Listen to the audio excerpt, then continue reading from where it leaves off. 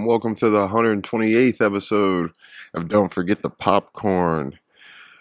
We are back with an Everything I Watched May edition. I'll have my top 5 as usual, so like and subscribe. Follow me on Letterboxd, it's linked below. And let's get into Everything I Watched in May. Now and Then, 1995, directed by Leslie Linka Glatter. Fun little coming-of-age movie, which, it's hard to not call it the female Stand By Me. Get a young Christina Ricci performance in here, and you got a bunch of legendary stars playing these 4 girls as older women. It's a fun movie. I had a great time with it. It's just a great, coming of age period piece that anyone could just have a good time with, especially a young girl who's, between probably like 8 and 12 would really like this movie. So I would definitely suggest it if you're into 90s coming of age stories. I'm going to give Now and Then a 7.7 out of 10. The Accountant, 2016, directed by Gavin O'Connor. Now, I've been hearing a lot about this movie, especially with the second one coming out. I had never seen it. I just had never seen it. But you know what? I had a pretty good time with it. Is it the best action movie ever? No. But Ben Affleck gives a nice, interesting performance here. And, of course, John Berthel's always fun, too. And Anna Kendrick's fun. But, kind of excited to see the second one. If you're an action fan, I would check this out. I'm going to give The Accountant a 7.7 out of 10.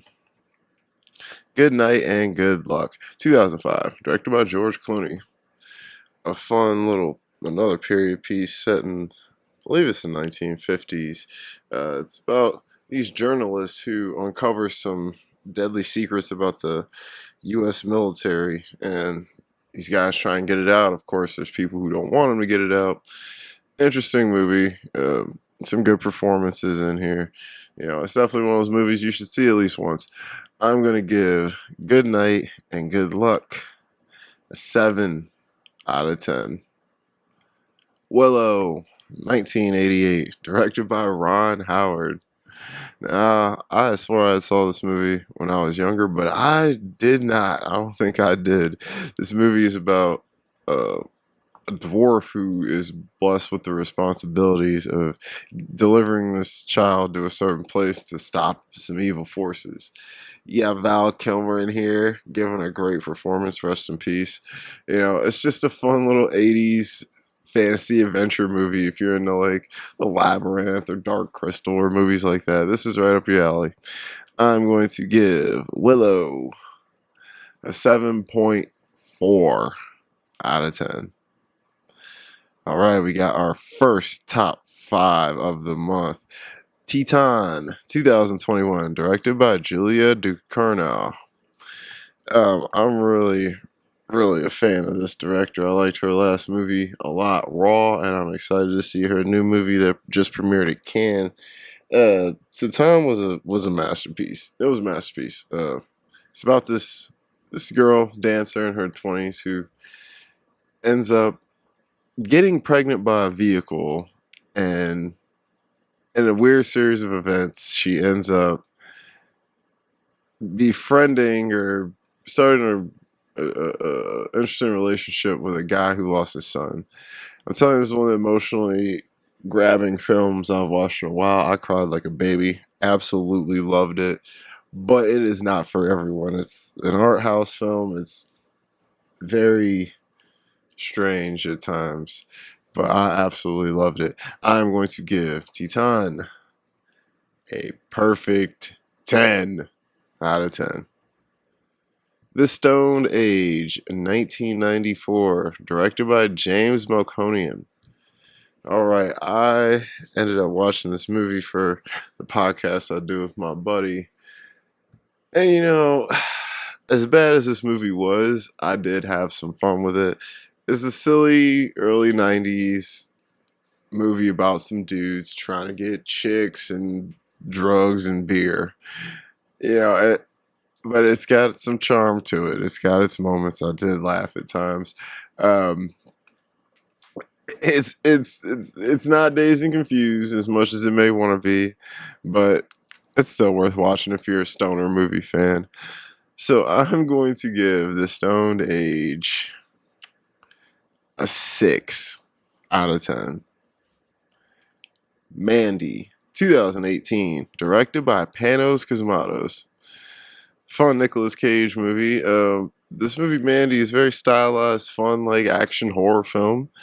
It's about a man whose wife gets essentially kidnapped, and he just goes on a mother freaking rampage to find these dudes and hunt them down. Mandy's not for everyone, but if you're into some trippy horror movies, I would check it out. I'm going to give Mandy a 7.5 out of 10. Our next top 5 of the month, Young Hearts, 2024, directed by Anthony Shatterman. This is a perfect way for you to kick off Pride Month if you need something good to watch. Young Hearts is a beautiful LGBT coming of age story about two young boys who they're they're in where are they? Belgium? Yeah, they're in Belgium, and these two boys, man, they're very different, but they come together in a fun, interesting way. And this was one of the most beautiful love stories I've ever seen. And it's beautiful because it's pure, because it's children. So there's no sex or anything like that in it. It's just these two young boys growing up and finding themselves. It's absolutely incredible. I'm going to give Young Hearts a 9.4 out of 10. Another LGBT movie, Blue Jean, 2022, directed by Georgia Oakley. Blue Jean, very interesting LGBT story about this gym teacher who was trying to live her life in England in the 80s as a gay woman. And she's trying to navigate things between her girlfriend, her students, and things get complicated for her. But it's a good time. I enjoyed this film. I'm not saying it's gonna be the best LGBT movie, but it's definitely one you should probably watch this month. I'm going to give Blue Jean a 7.6 out of 10.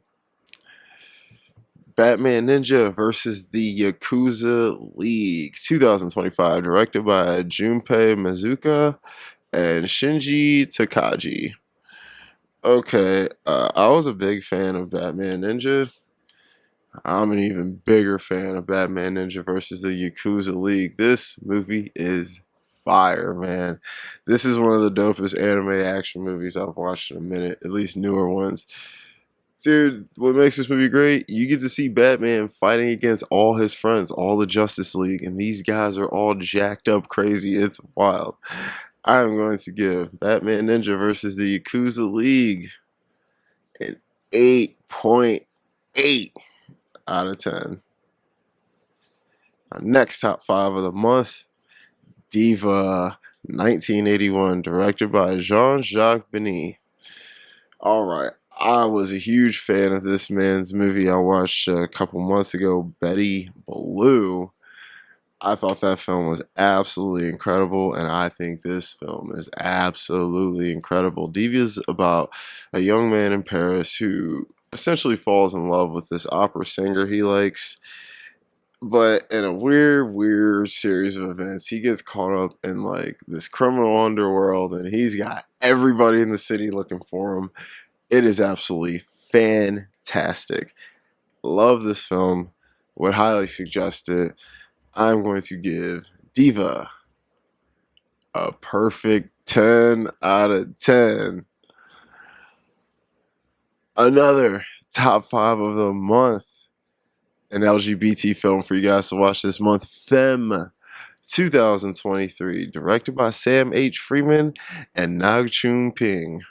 Femme, man, what a good story. Femme is about a young drag queen who gets jumped by some guys who don't like people like him, and he ends up kind of pulling back from his lifestyle a little bit. But things happen, and he decides to get revenge on one of his attackers. And let me tell you, this movie was wild, and it deals with a lot of complex themes, some that made even me uncomfortable at times. It made me think a little bit. I would highly suggest this for you for an LGBT watch this month. I am going to give Femme a 9.4 out of 10. The Long Kiss Goodnight, 1996, directed by Rennie Harlan. What a weird mid-90s action movie, starring two of my favorites, Gina Davis and Sam Jackson. Uh, Gina Davis is, that woman's incredible. I did not like her performance in this movie. Love Sam Jackson's movie. This movie is just weird. It's about a lady who essentially loses her memory. And, in a series of events, it starts to come back and she finds out she's like some deadly assassin. And as much fun as it is, there's some fun dialogue in it. It just comes off too cheesy. I'm gonna have to. I mean, if you're in a '90s action, I would suggest it. It ain't the worst movie, but for me, just didn't hit. I'm gonna give Long Kiss Goodnight 6.2 out of 10. Wolfwalkers 2020, directed by Tom Moore and Ross Stewart. Apple TV exclusive.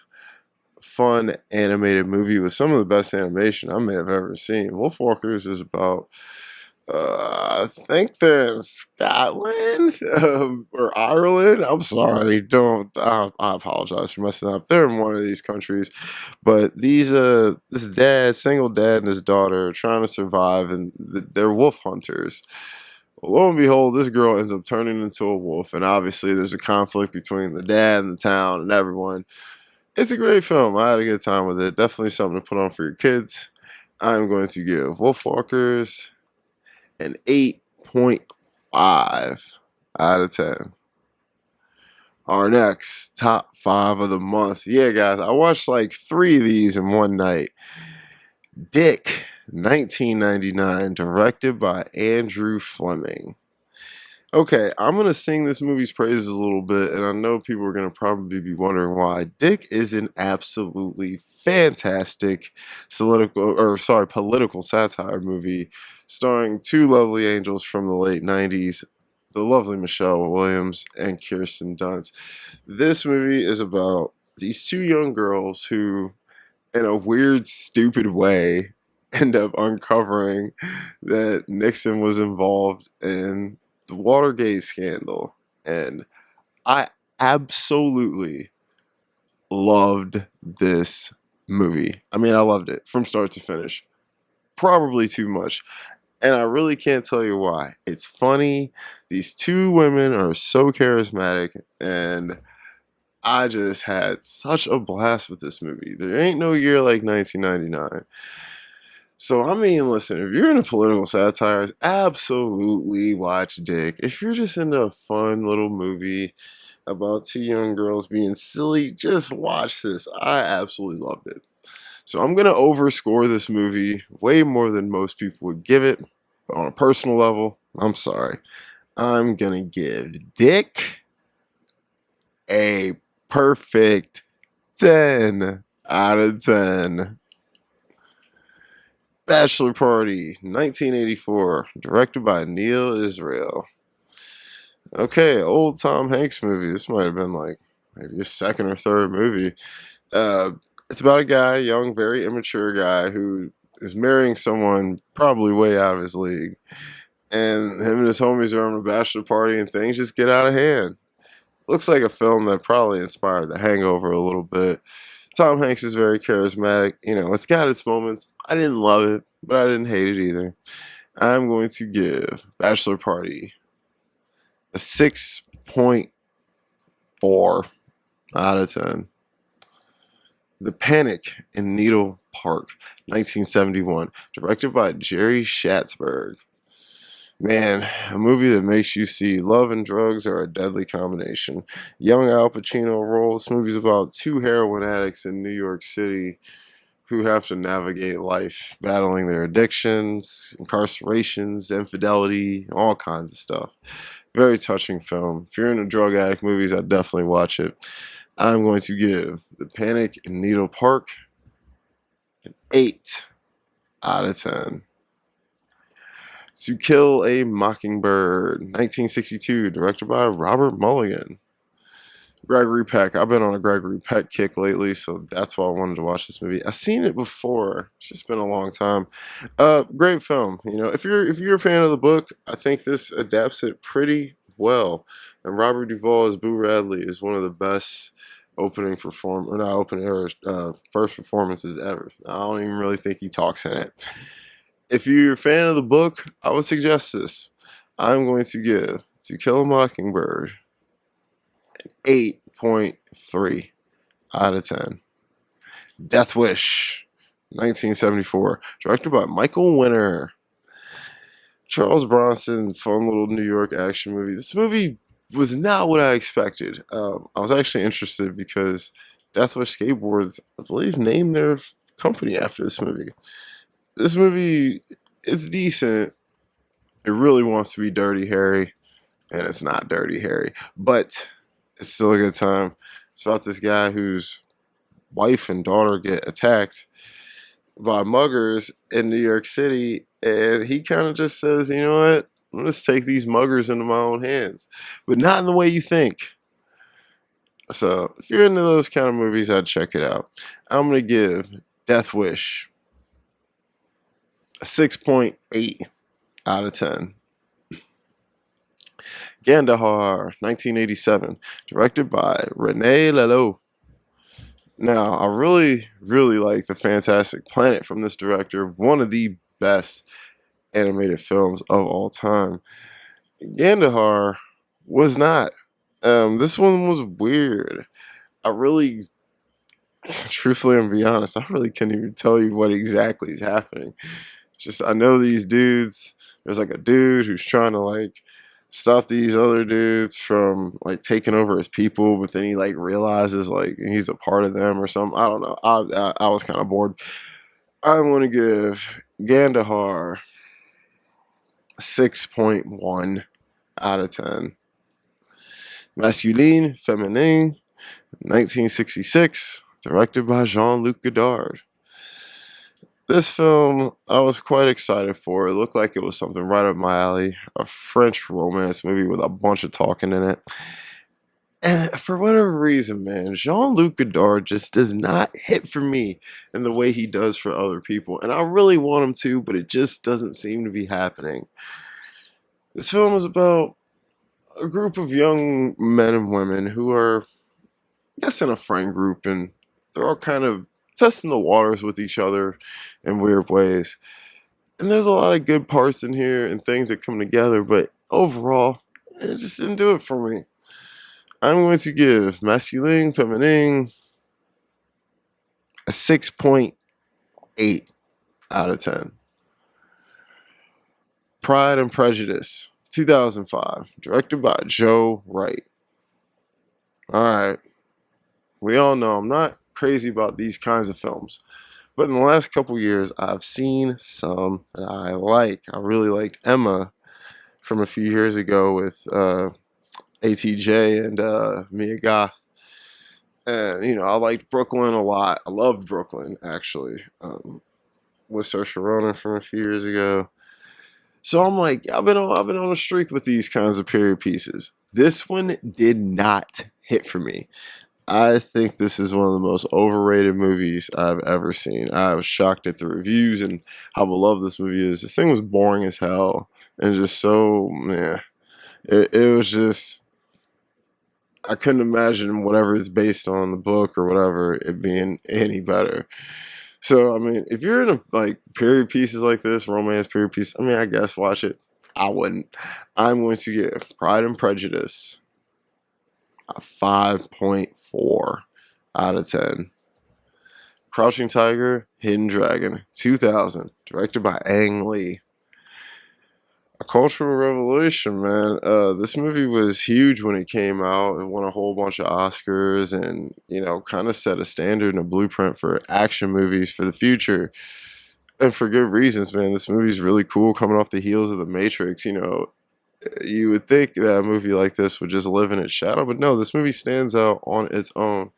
A cool or samurai kind of romance movie. Chow Yun Fat Michelle Yeoh giving some beast mode performances. If you have not seen this, I would highly suggest this. I'm going to give Crouching Tiger, Hidden Dragon an 8.7 out of 10. Y2K 2024, directed by Carl Mooney. Man, what a movie that looked like it was speaking to me and my generation, and it didn't say a damn thing to me. This movie was not good. It's about these people, these young teenagers, going to a New Year's Eve party right before the year 2000, so it's 1999, one of my favorite years. And man, this movie turns into a stupid horror movie where, spoiler alert, I'm sorry, I'm just going to give this away. They kill the best character in the first 30 minutes, which was really, really poor choice. Because who we're left with, ugh. I was very excited when the credits came on. I'm going to give Y2K a 4.9 out of 10. Thunderbolts 2025, directed by Jake Schreier. You know, a movie that people seem to like, and I liked as well. I thought it was a good time. I had fun with the characters. You know, the new Avengers, I mean, sure, they ain't the Avengers, but they'll do for now, I guess. If you haven't seen Thunderbolts and you're an action hero fan, Marvel fan, whatever, yeah, go ahead and watch it. It's not bad. And I do have a review for this I can link below. So I'll put that below. I'll give Thunderbolts. I don't remember what I gave in my review. I think I gave it like 7.7. So we'll give it a 7.7 out of 10. Final Destination Bloodlines 2025, directed by Zach Lepowski and Andy Stein. So this movie I also have a review for. This movie's crazy kills, some of the best kills in the franchise, a nice continuation of the franchise, one of the better storylines, with some of the worst characters though. But we don't watch these for the characters, we watch them for the kills, and the kills live up. I think this was a great way to bring back this franchise after such a long time. I'm glad this came out, and I had a great time seeing it, and I will watch another one if they make one. I'm going to give Final Destination Bloodlines, I believe in my review, I gave it like a 7.4, so we're going to roll with that, 7.4 out of 10. Bumblebee 2018, directed by Travis Knight. You know, I watched Sinners last month, so I've been on my Haley Steinfeld stuff. I actually had never seen Bumblebee. I thought I did, never seen it. Had a great time with this movie. Probably the best Transformers movie since the first one. You know, it's just a Bumblebee origin story, kind of. And it's really cool. I loved it. It takes place in the 80s. It's really dope. Haley Steinfeld's fun, so, you know, it's pretty cool. I'm going to give Bumblebee a 7.7 out of 10. Donkey Skin 1970, directed by Jacques Demy. Now, I was a huge fan of The Umbrellas of Cherbourg from this director, and starring Catherine Deneuve, who is absolutely incredible in everything she's in. One of the most legendary French actresses. This movie, Donkey Skin, bringing back Catherine Deneuve. This is a weird fantasy romance movie, but it works in a weird way. It's about this woman whose dad wants to marry her, so she runs away and ends up falling in love with the prince of this other village, I guess, whatever you want to call it. But her status isn't there, but it's just something you gotta watch. You just have to watch. I'm gonna end up telling the whole thing. I'm going to give Donkey Skin an 8.7 out of 10. An American Tale, Fievel Goes West, 1991, directed by Phil Nibelink and Simon Wells. Come on now. classic kids movie from the early 90s. If you're an American Tail fan, I think this one's even better when the little mouse guy goes out west and the cat's super funny and he gets training from the dog cowboy sheriff dude. It's a fun time. Uh, I'm gonna give American Tail Five Goes West a 7.4 out of 10. A Minecraft movie, 2025, directed by Jared Hess. All right, guys, I'm just going to be blunt and I'm going to keep it short. I love two things about this movie: Jason Momoa and Jack Black. All right. Everything else I hated about this movie. This movie is stupid. It's got its little parts that will make you laugh. It paces decently, I guess. God damn it, this was bad. This was really bad. The reviews are what they are for a reason.